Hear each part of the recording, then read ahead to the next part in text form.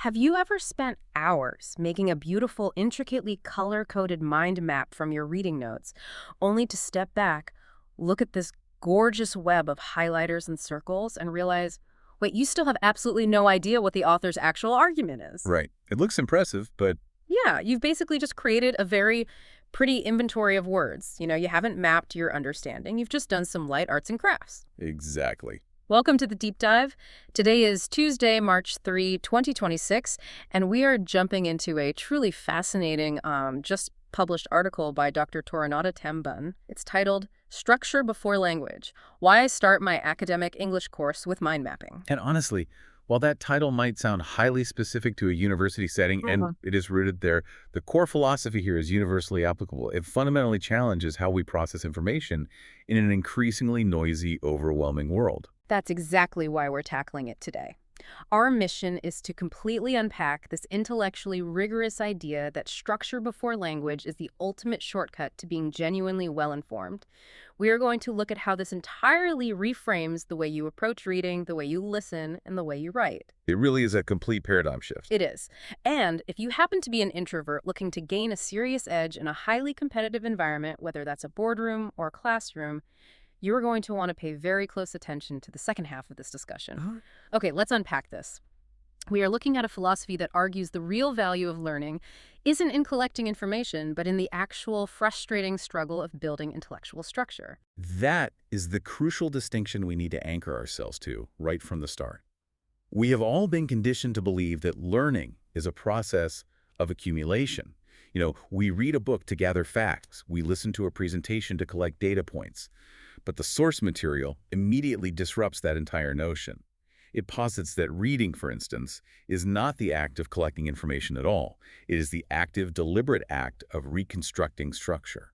Wait, let me pause you right there. Because if reading isn't collecting facts, then what are we doing when we highlight a textbook or an article? Are we just wasting our time? In many ways, yes. Highlighting often gives us the illusion of comprehension. We mistake the physical act of coloring a sentence for the cognitive act of understanding it. And this is where Dr. Tambun redefines the very concept of mind mapping. Because usually, when most of us hear mind map, we picture a central bubble with a bunch of related, vaguely connected topics just sort of branching out like a tree. Right, like a brainstorm. Yeah. There's a bold claim made here. A mind map is not meant to be a piece of decorative art. It is strictly a decision-making tool. So it's less about drawing a pretty picture of the subject and more about forcing yourself to make hard choices about what actually matters. What's fascinating here is how this completely reorients the purpose of that central node on your page. That center bubble cannot simply be the title of the chapter or a broad general topic like, say, economics or biology.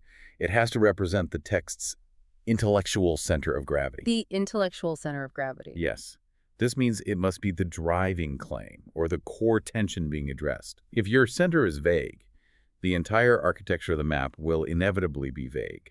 That makes a lot of sense. You're basically saying that serious reading starts by asking, what is this text actually trying to prove? What argument is it trying to resolve? And until you can answer that, you shouldn't even put pen to paper. Precisely. And it doesn't stop at the center, right? The branches themselves have to pull their weight. There's a big difference between a theme and a claim. For example, the article points out that labeling a branch with the word incentives is incredibly weak. Because the word incentives has no direction. It has no movement. It's just a noun sitting passively on the page. It doesn't tell you what the author believes about incentives. Right. But if you upgrade that branch and instead you write, promotion systems reward publications over venture survival, suddenly you have clarity. You have direction, and there's a fantastic litmus test offered for this in the text. Every single branch on your map must be able to complete the sentence, this matters because. This matters because, exactly. And if it can't, your understanding just isn't precise enough yet. You haven't found the structure. And achieving that level of precision requires what is referred to as compression. Yes, compression is a rigorous test of your own understanding. The argument here is that a serious reading mind map must fit on a single physical page. Okay, let me play devil's advocate for a second. What if I'm reading a dense 50-page academic journal? If my map spills over onto page 2 or 3, does that mean I've failed the exercise? According to this philosophy, yes. Because if your map is expanding endlessly across multiple pages, it means you haven't actually filtered anything. You are just summarizing or transcribing. Compression forces you to prioritize. It forces you to look at a dense text and decide, what is a load-bearing argument here? What is just supporting scaffolding? And what is merely a passing illustrative example? You have to leave things out. Which is terrifying for a lot of us. We want to capture everything. Oh, absolutely. And realistically, you probably aren't going to get that perfect structure on the first try, which brings up the necessity of revision. Redrawing your map after you finish reading isn't about making the lines straighter or the handwriting neater. That second version is the real version because it reflects conceptual refinement. You might realize a major branch was completely redundant, or that your original center of gravity was entirely wrong. Which naturally leads us to a very prominent and somewhat controversial theme in this material: a staunch, hardline stance against using AI for cognitive development. Yes, we need to talk about this. Dr. Tambun argues quite forcefully that if a student uses artificial intelligence to generate this mind map, they completely lose the benefit of the exercise. Because AI does the filtering for them, they lose the struggle. Now, just to be clear for you listening, we are purely reporting Dr. Tambun's stance here. We aren't endorsing it or taking a side on the AI debate, but it is a foundational part of this source material. Correct. The logic presented in the text is that AI is undeniably incredible at summarizing, outlining, and clustering themes. It can outsource convenience flawlessly. But what AI cannot do, according to this philosophy, is transfer the act of judgment into your mind. The actual judgment. Right. The cognitive muscles required for detecting hierarchy, understanding causality, and prioritizing information, those are only built through the friction of doing it yourself. The author argues that if AI removes that friction, the learning disappears right along with it. It's a really provocative framing. It forces you to reconsider the hidden cost of these efficiency tools. But let's cross the conceptual bridge from reading to listening, because structurally, these are two entirely different beasts. When you are reading, the house is already built, the argument exists on the printed page, and your job is to draw the blueprint. But when you are listening to a live lecture or a presentation, that house is being built in real time. Which fundamentally changes the required skill set. When you read, you reconstruct. But when you listen, you have to practice what is beautifully described in the text as disciplined patience under uncertainty. I love that phrase so much. Disciplined patience under uncertainty. Let's translate that out of academia for a second. Basically, it means don't jump the gun. I used to do this all the time in college. A professor would say something really confident in the first 3 minutes, and I'd immediately write it down in huge letters as the main point. And then 20 minutes later, I'd realize it was just a joke or a minor anecdote, and my entire page of notes was fundamentally broken. You're describing the classic mistake of early commitment. This is why you have to tolerate ambiguity in those early minutes. You might capture fragments, key terms, or tensions, but you don't connect them. You don't grant them a place in the hierarchy yet. You only introduce structure when the speaker gives you a genuine structural signal. Okay, so what does a structural signal actually sound like in the wild? It's usually repetition or enumeration, like a speaker explicitly saying, the first factor is this, the second is that, or it's explicit causal framing, like, because of X, we see Y. A branch on your map has to be earned through recurrence. If a speaker only mentions something once and never loops back to it, it probably doesn't belong in your core structural hierarchy. Here's where it gets really interesting, though. To manage this highly complex, real-time cognitive task, Dr. Tambun has hyper-specific tool recommendations, and I'm talking shockingly specific. No fancy software, no expensive gadgets. The ideal setup is one blank sheet of paper in landscape orientation size A4 or A3, one pencil, and one eraser, period. It almost sounds archaic for 2026, doesn't it? But there is a profound psychological rationale behind this. The medium you use actively shapes your cognition. Let's break down why this exact analog setup is deemed superior for listening. First, the landscape orientation. A wide, blank page allows for lateral branching expansion. Lined notebooks, on the other hand, subtly force your brain into creating linear top-down lists. Okay, but come on. Why a pencil over a pen? Or even better, my tablet has an infinite canvas, custom colors, and an undo button. Why is analog paper better? Because your early structure during a live lecture is almost always going to be wrong. Yeah. You need to be able to fix it without hesitation. The argument here is that an eraser physically legitimizes correction. Legitimatizes correction. Yes. If making a revision is messy or difficult, like aggressively scratching out ink with a pen, we unconsciously resist revising our thinking. We cling to our wrong ideas just to keep the page looking neat. Oh, wow. Think about how true that is. We'd rather be wrong than messy. Exactly. And regarding your tablet, while digital environments offer infinite space, they inherently push users toward making things look aesthetically pleasing. Or worse, the software nudges you into rigid digital outlines. Precision and decoration slow down your perception. And post-it notes, while great for group workshops where you have time to move things around, are just too slow for a fast-paced live lecture. The stark simplicity of a pencil and paper exposes your honest thinking. It forces you to confront your own messy understanding. And just as we saw with reading, there is a massive warning here against using AI for listening. Again, reporting the source's view impartially. If you use an AI transcription service or a meeting summarizer to generate the structural map of a talk, Dr. Tambun argues you are robbing yourself of essential cognitive training. Because the live listening environment builds attention control. It trains you to detect structure under conditions of incomplete information. It builds rapid prioritization skills. If an AI hands you a perfectly structured, bulleted summary 20 seconds after the meeting ends, the text argues it removes the very difficulty that creates intellectual maturity. You haven't trained your brain to discern what matters in real time. Which is such a vital skill, especially in a professional setting where you need to read the room and adapt on the fly. So we've gone from dissecting an existing building in reading to watching a building emerge in listening. Now let's move to the third pillar, writing. Here we're basically staring at an empty lot. As the text points out, in writing, structure doesn't exist at all yet. You have to build it entirely from scratch. And this is where most people fall into the trap of premature drafting. Think about how most people write an email to their boss or draft a memo. You open a blank document and you just start typing at the top line, hoping the ideas will eventually organize themselves as you go. Guilty as charged. It feels like you're getting work done because the word count is going up. Right? Linear drafting gives you a very seductive illusion of progress. The page is filling out. But because you haven't tested the hierarchy of your ideas first, the resulting prose usually lacks spine. It feels complete, the grammar might be flawless, but structurally, it is incredibly weak. This is why the mantra structure before expression is so critical. You have to force the structure before you worry about the language. There's a brilliant example in the article of an assignment called Who You Are. If you ask a student to mind map their own identity, they will almost always create what is called an inventory map. The center bubble says, my life, and the branches are things like family, education, hobbies. Which is safe and entirely descriptive. It's literally just an inventory of what surrounds a person. But a true writing mind map, what the text calls a formation map, has to be arguable. It has to be driven by tension.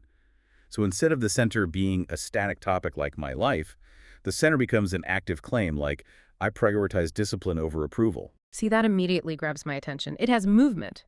And then the branches off of that center can't just be a generic word like education. They have to explain the mechanism of how that discipline was formed.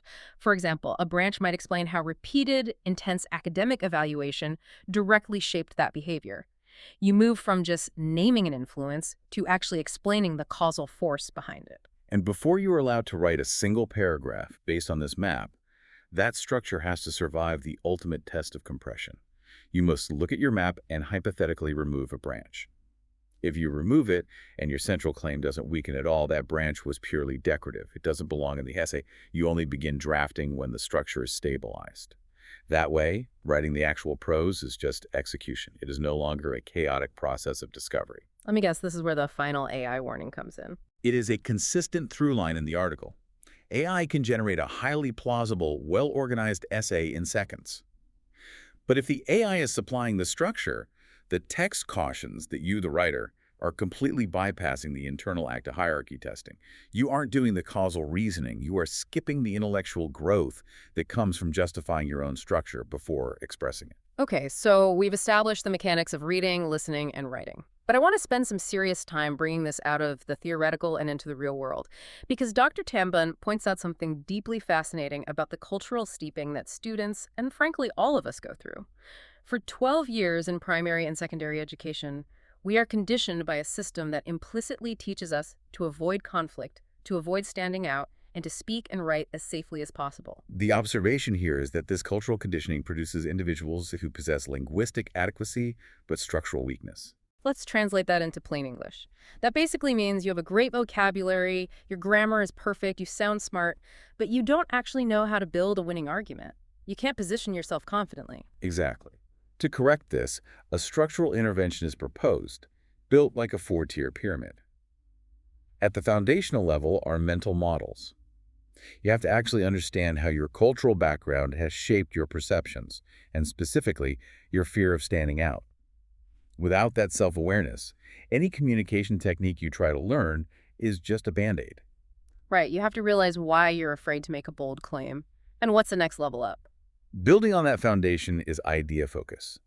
This is where the mind mapping practice we've been discussing comes in. It forces you to abandon safe topics and commit to central claims, sharpening your ability to organize hierarchy. Above that third level is mindfulness. And it's important to clarify, the text isn't talking about meditation here. It means cognitive regulation. Which means, what, practically speaking? It is the ability to maintain a structured calm. Because highly competitive environments, a difficult Q&A session, a hostile board meeting mercilessly punish emotional reactivity.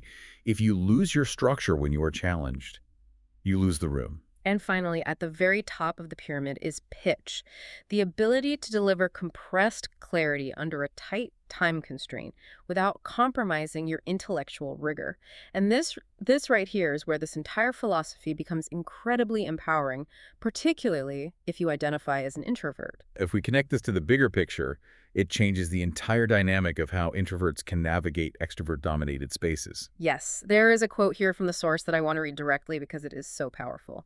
Loud environments reward volume. Competitive environments reward clarity. If you're an introvert, you don't have to become the loudest person in the room to win the argument. You don't have to distort your personality or pretend to be someone you aren't. Structure allows you to compete on your own terms. It is not about speaking more. It is about thinking more clearly before you speak. That is a profound reframing. It removes the pressure to perform on the spot and replaces it with the requirement to prepare structurally. And the mechanism that bridges this internal silent structure to the external loud world is narrative logic, specifically academic storytelling. Storytelling is such a buzzword right now. Everyone says you need to tell a story with your data. But how does storytelling fit into a serious academic paper or a corporate memo without making it sound like a fictional novel? The text is very specific about this distinction. Storytelling in academic writing is not drama. It is disciplined progression. The author points to the classic I am rad format: introduction, method, results, and discussion.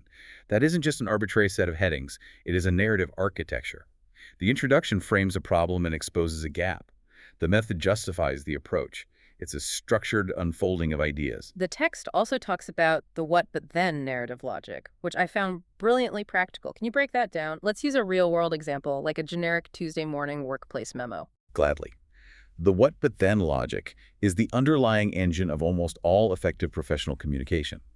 What establishes the current condition or the status quo, but introduces the tension, the limitation, or the gap in that status quo, and then resolves or reframes that tension. So instead of a memo that just says, here's an update on Project X, how would I structure it? You would start with the what. Currently, our marketing team relies on manual data entry, which takes 10 hours a week. That's the status quo, the but. However, this manual process has led to a 15% error rate in our client reporting, risking key accounts. There is the tension, the then. Therefore, we are implementing an automated CRM next month to eliminate errors and recapture those hours. It moves the reader from expectation to correction to contribution. That is infinitely more compelling than a bulleted update list. And there's one more highly specific tool mentioned to help guide this narrative logic: Chicago-style adjunctive markers. That sounds intensely academic. What exactly are those? They are essentially the road signs of your intellectual structure. Words like however, moreover, consequently, or nevertheless. They are the connective tissue between your claims. If you think about the what but then logic, the adjunctive markers are what signal the turns to the reader. A word like however signals a U-turn in the argument. A word like therefore signals a straightaway toward a conclusion. Which ties perfectly back to the mapping. Exactly. If your mind map is strong, placing these markers becomes effortless because the causal relationships are already defined. If your map is weak, you'll find yourself awkwardly forcing these words into sentences where they don't belong. So what does this all mean? We have journeyed all the way from debunking the myth that reading is just gathering facts to learning the disciplined patience required for live listening. We've seen how a simple pencil and an eraser can outmaneuver the most advanced digital tablets when it comes to exposing our honest thinking. We've learned why you must build structure before you ever draft a sentence. And perhaps most importantly, we've seen that for introverts, and really for anyone navigating a highly competitive space, clarity is vastly superior to volume. The ultimate takeaway here is that structure must precede language. Because true clarity, the kind that is earned through the friction and struggle of mind mapping, is the only thing that seamlessly travels across all contexts, all cultures, and all competitive environments. It is a highly compelling argument for embracing the difficult work of thinking rather than outsourcing it, and it raises an important question, one that extends far beyond the immediate scope of this article. If Dr. Tambun is right, and outsourcing our intellectual struggle to AI genuinely halts the development of our judgment and cognitive muscles, how is the increasing daily reliance on AI for our everyday decision-making quietly rewiring the actual physical structure of our brains as we move deeper into the 2020s? Are we gaining unprecedented efficiency, but fundamentally losing our internal architecture? That is a heavy, entirely necessary question to ponder as we navigate this new landscape. Thank you so much for joining us on this deep dive. I highly encourage you the next time you have a complex problem to solve or an important meeting to prep for, log off. Step away from the keyboard, grab a single pencil and a blank landscape sheet of paper, and start mapping out your actual center of gravity. We will see you next time.